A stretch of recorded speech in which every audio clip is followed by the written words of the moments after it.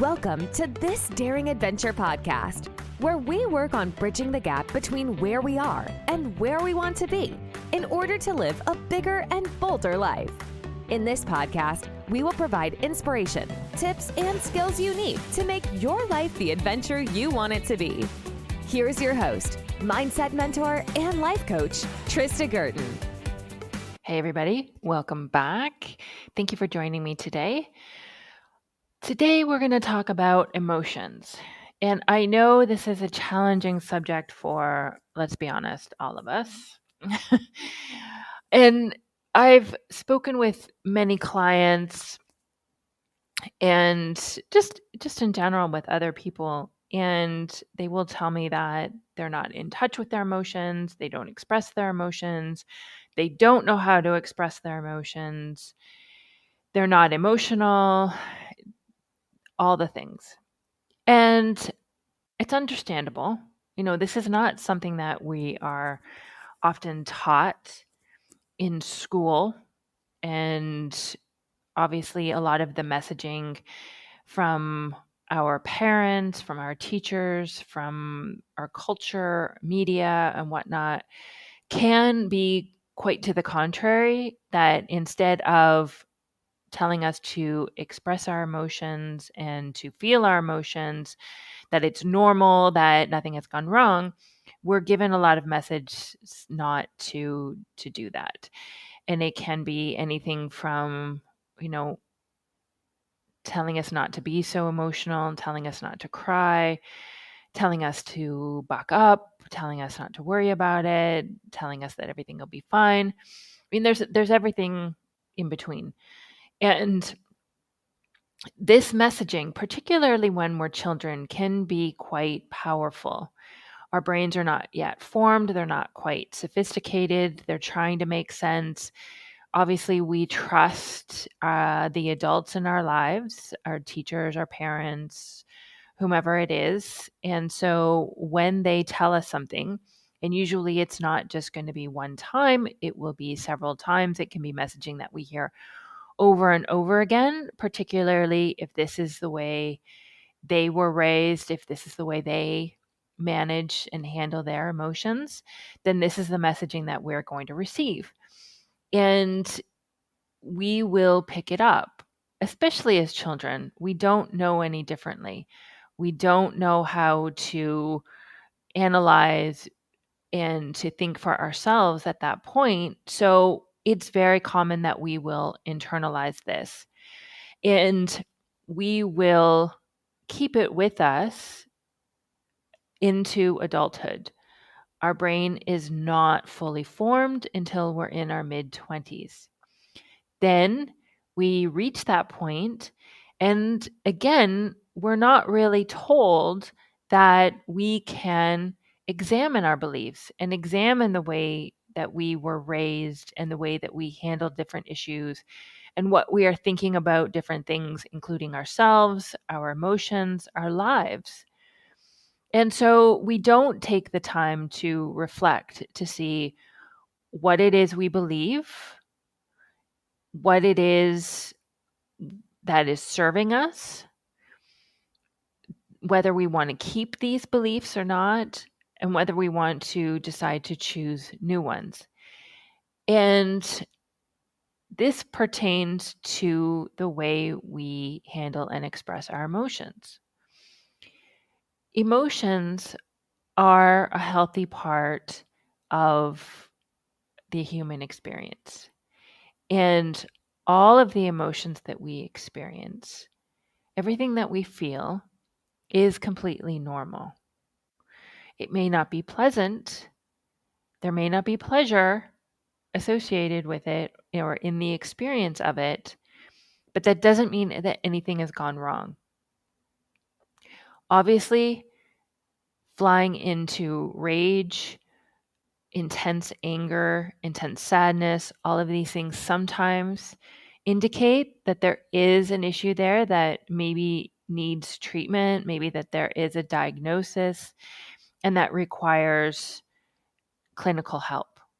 And so I'm not talking about those things. If they are part of your experience, then you want to get help from a therapist or from a doctor. But for normal day to day emotions, which sometimes can include us reacting quickly and being very upset, very angry, it still doesn't mean that anything has gone wrong. And learning how to experience those emotions in a healthy way can help us to improve our emotional well being and how we experience the world, how we live our lives, and our relationships with others.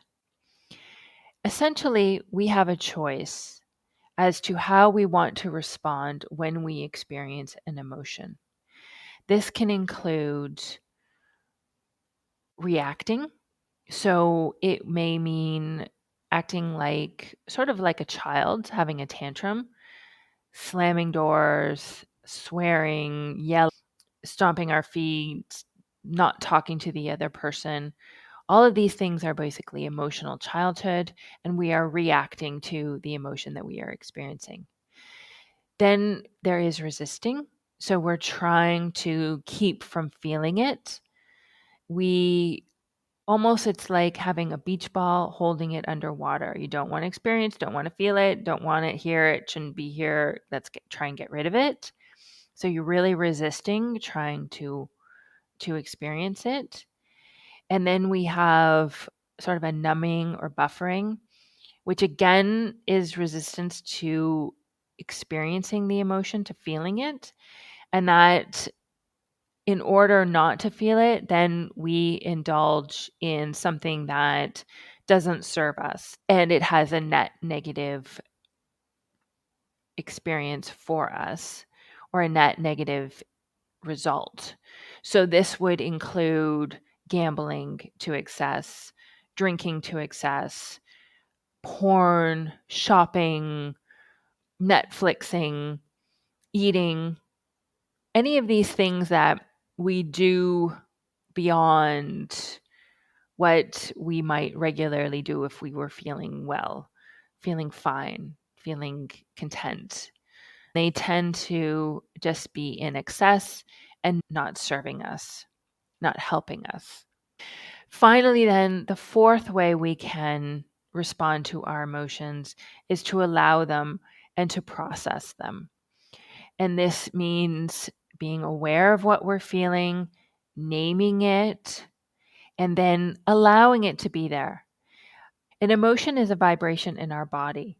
So if we can allow it, most of these emotions will pass through us relatively quickly within a few minutes.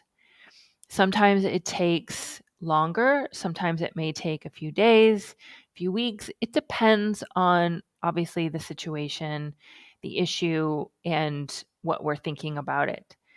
But for the most part, in order to move through an emotion, let's say frustration, irritation, disappointment, we can allow that emotion to be with us. And usually, what that looks like and what I work with my clients through is sitting with the emotion, being aware of it, naming it, sitting quietly for a few minutes, closing your eyes, dropping into your body to identify where this emotion is sitting in your body. Sometimes it can be your stomach, your chest, your neck. Sometimes it can be your head, like a headache. And if you can sit with it for a few minutes and just allow it to be there, breathe into it. So if it's in your chest, you want to breathe into your chest. And you don't have to do anything else, but just focus on allowing that, say it's frustration, your frustration in your chest. And patiently just refocusing your mind if it drifts off and coming back to your chest and just allowing it to be there, breathing into it. You can focus on it by thinking and seeing if it has a shape, if it has a color, if it's vibrating. if it's still, if it's light, if it's heavy, concentrating on that sensation and that vibration in your chest. Typically, what will happen is it will dissipate, it will diffuse, it will lessen, it will reduce. And as I said, sometimes you can do it a couple of times. You may need a couple of sessions to move through it. But oftentimes, with some of the smaller issues, you can do it once and release it and let it go. When we do this, when we are allowing and processing our emotions, it moves through us quicker. And therefore, we are able to move on. We are not experiencing and creating some of the behaviors that are not serving us. The more we do this, the better we will become at it. And what I have found is that my emotions now are not so up and down. I'm not getting so angry. I'm not reacting as quickly. I feel a much calmer and centered person. And you can ask the people around me. I don't know if they would agree, but I definitely feel different. I definitely have a much greater sense of calm in myself that I experience on a daily basis, as long as I keep up this work. As long as you're human, as long as you have a human brain, you're going to have to continue to manage your mind and manage your emotions. But the more you do it, the better you will become at it, the easier it will become. It's just like learning any other new skill. If you're learning a new language, if you're learning an instrument, learning a sport, whatever it is, you just need to practice, and you keep going and you keep showing up, and you will eventually become so much better at it. The reason why this is so important is because everything we do is because of how we think we will feel. And when we know that we can experience any emotion and we won't be harmed, and we won't fall apart, and we can get through it to the other side, we can go after anything we want. We can go after any goal. We can go after creating any result in our life because we know we can experience the failure, any disappointment, any humiliation, any shame, any frustration, whatever it is that we may experience along the way, we can get through it and get to the other side. And everything we want is waiting for us on the other side. So this is one of the most important practices that we can learn as children or when we are adults. Regardless, if we can teach our children how to do this, they would be ahead of us. It's such an amazing way. But no matter where you are in your life, this practice and this skill can change everything for you, I promise. If you're interested in learning more, the link to my calendar is in the show notes. You can sign up for a private 1-hour coaching session, and I will teach you how to process your emotions.